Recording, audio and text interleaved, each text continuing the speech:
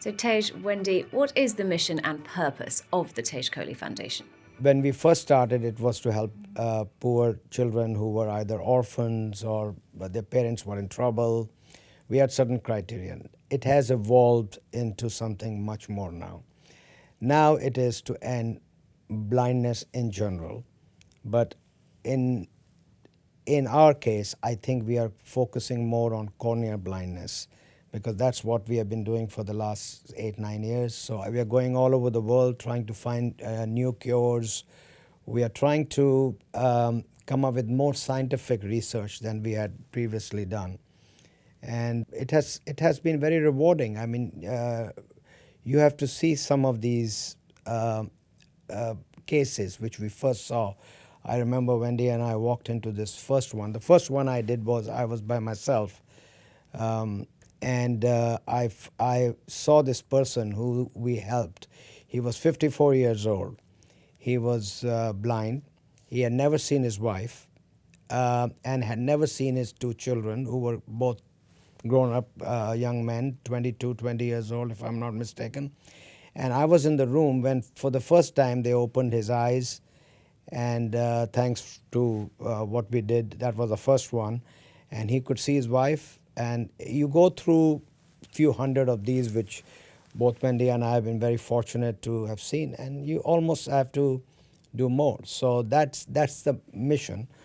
Being a technologist, now my focus is more on trying to find other ways, faster ways. I mean, look at this artificial intelligence, look at robotics. We are now entering into the highest form of genomics, all of which we are involved in our business life. So it makes sense to bring some of these measures to bear on the charitable side or our philanthropic side, which has nothing to do with each other. But we need to bring some technologies to advance this very important cause which this world needs. I mean, look, there are 42 million blind people in this world, and of which 12 million are blind due to cornea blindness. And it's a big job, and I think technology is going to help us get there. You've become well known for that mission to end blindness. Why is it so important? Well, worldwide, we have 285 million people with visual impairment. So if we can help, if we can prevent to stop that, it will be a great achievement for us. It is not in the urban cities or in the large cities or urban areas that the people are poor. It's mainly in the rural areas. I would say anywhere between 60 to 65% of all blind people, let's say in India, are in the rural areas. And the thing that many people don't know, who are attempting to end blindness or curb blindness or to mitigate this very bad disease, is that the toughest part is to find these blind people. And in the rural areas, it's even worse. So a lot of our efforts are going to the rural areas, getting them examined, not necessarily by doctors, because that's why we have these sub-centers. TKCI has 65 centers or thereabouts. And some of these centers are not for cure. It's just to get the person in there, and someone at a very low level looks at them, understands what the disease is, and then through some transmission, we are able to get to our main centers. So this is a challenge. It's not only helping people, blind people, and curing them.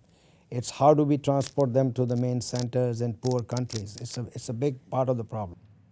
Where the Tej Kohli Foundation is a bit different is your belief in technology to solve some of these big global issues.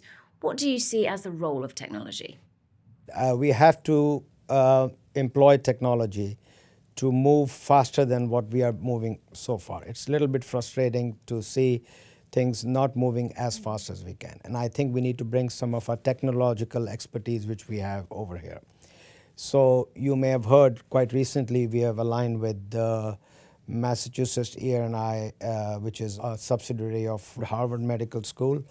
And they have brought in some new technologies to us, and we have funded, we've given them $2 million to start with for a specific project called the NanoString project, which is a form of a prevention. It is an early detection. It has gel core, which is a of a tissue replacement of the cornea. So it kind of ties in very nicely with what we are doing, and we are prepared to come in with more money if need be. They are very good people. We know Dr. John Miller and Mr. Fernandez. They are some of the best people you can meet, and we are very proud of our association with them. But this is just an example. I also think quite separate from this, we have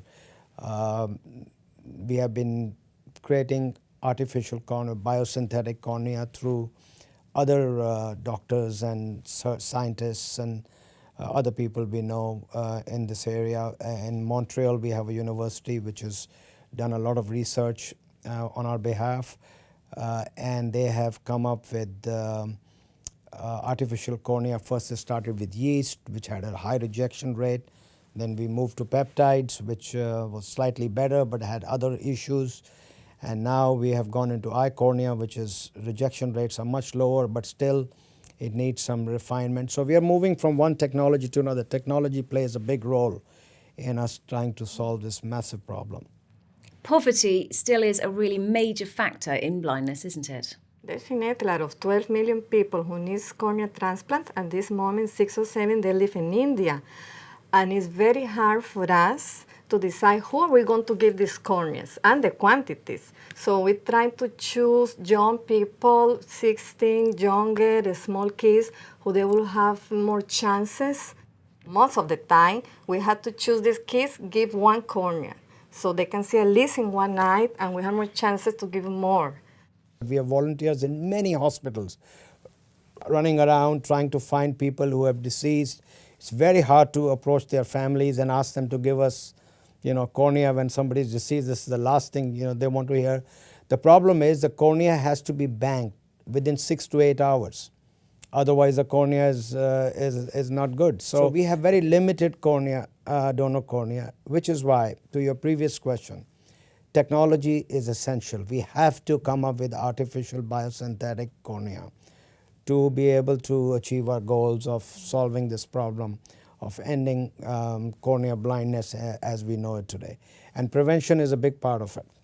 I remember a case that I think we never will forget about this little girl called Nisha in India, near Delhi. It wasn't too far from Delhi, 6-year-old.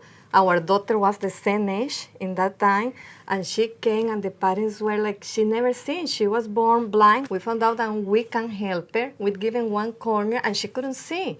So when we came back and the first time they opened, they took the bandages, you remember? And she couldn't see. We were crying. I was crying because it was such an emotional thing. So I think after that, we really got passionate. My husband loved kids. He's absolutely lived for the kids. So this is one cause we thought, what would happen if our girl or someone like is close to us you cannot see? If you close your eyes, I can imagine me closing my eyes and walk for 10 minutes. I cannot do that. So I just, for us, it's really that close that was a moving moment. There have been many other such moments for us, and I think that's what's inspired us to come so far along as we have. But I think science is a big part of the solution.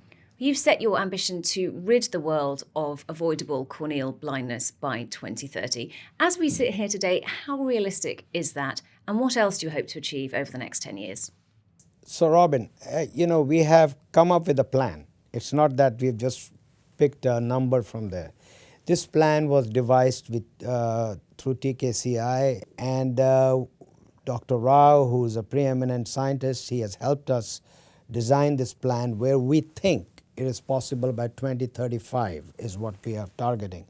Now, is it how realistic it is? I don't know. We have to make some scientific strides along the lines that I've spoken about for us to achieve that. Without that, just on donor cornea and helping blind people in the way that a lot of people are at this moment, I don't think it's achievable. So if we do come up, for instance, as an example, cornea transplants, and a lot of the things that Mass Eye and Ear are doing to prevent, it is certainly possible. There is a plan online which I would encourage everybody to read. It is a very, very exhaustive research that has been done by our group and by Dr. Rao and his group. I think it is doable. Now, whether we can achieve it in 2035 or it takes 5 more years, it all depends on how many scientific breakthroughs we can make. It's as simple as that.